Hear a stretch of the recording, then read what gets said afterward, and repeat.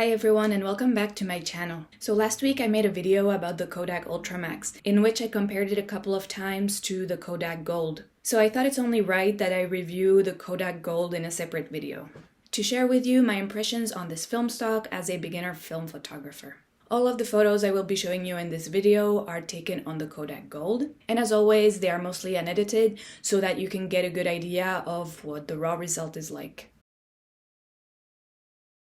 The Kodak Gold is a color negative film available in 36 or 24 exposures. It has an ISO of 200, so it's a low-speed film. It's been produced since the 1980s, and it is not a professional grade film stock. So we do have to look at it through this lens. The Kodak Gold is very widely available. You will find it anywhere where film stock is sold. And aside from being widely available, it is also in the category of very affordable film stocks. Since its release in 1980, it has become a staple holiday film. The Kodak Gold was in fact such a staple in 80s and 90s photography that most of your photos from then or your parents' photos have been shot using this film. Leaning towards yellow and blue, it is going to bring about quite a sunny disposition in your photos. If you're not a huge fan of the warm tones, you can always fix it quite significantly in post-processing. As mentioned, the 200 ISO is on the slower side, so you will definitely want to seek out appropriate lighting for your shots. And if you do, you are very likely to have consistent and good results. If you are not in very bright light, however,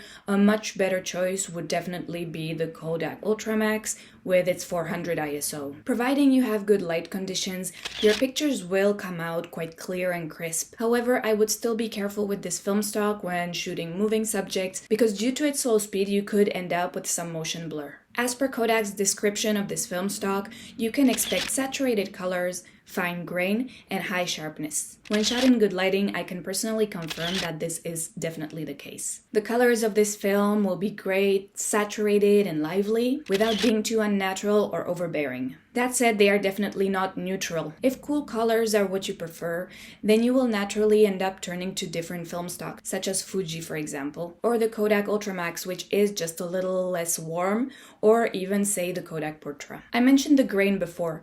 It is definitely quite fine, especially again if you have good lighting conditions. If not, you may be a little less satisfied with the sharpness. This may be even more noticeable if you intend to crop your pictures, zoom in, or make larger prints. At this point, a professional grade film such as the Kodak Portra, for example, will bring you a better result and will be a better investment. Since I wasn't doing any of that myself, I was pretty satisfied with the results and they do tend to be very consistent. I found that most of the time, despite the warm disposition, the skin tones came out quite flattering. There's also this feeling of nostalgia when using this film stock. The Kodak Gold is often praised for its retro aesthetic, which if you ask me is quite an abstract statement, especially when it comes to film photography, where this type of appearance almost comes as a given. But it sure is more prominent with the Kodak Gold compared to other film stocks. For example, the Ektar 100 is going to provide a much more modern feel. The Kodak Gold comes with a very wide exposure latitude. This means that you are unlikely to get bad results even if you overexpose or underexpose this film stock. Kodak themselves also underline the exposure latitude, saying that you can underexpose by 2 stops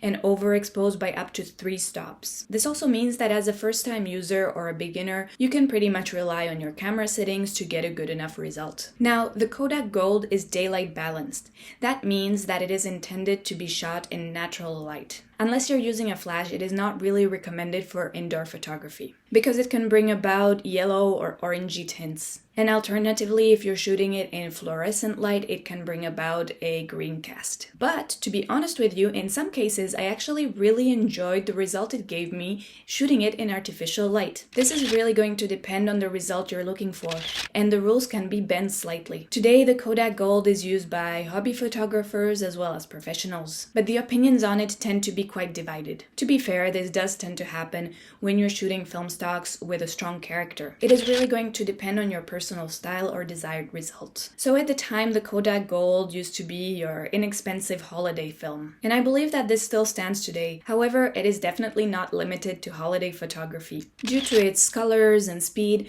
it may not be your go-to for street photography, but given its versatility, it's not going to be a hindrance either. I used it for street photography myself, and I can say that I was disappointed in the result. You are for sure going to get that typical film photography appearance without too much editing. And overall, it is a great consumer level film, which is easy to find, not too expensive, and is overall going to be quite forgiving, even for beginners. So that's about the extent of what I can say about the Kodak Gold. Please let me know in the comment if you've tried it before, if you enjoy shooting it, or if you don't. I won't be surprised if the opinions are quite divided. And as always, if you've enjoyed this video, don't hesitate to like it and subscribe if you're interested in more film photography content. Thank you again for watching, have a great day, and I'll see you soon in another one. Bye bye.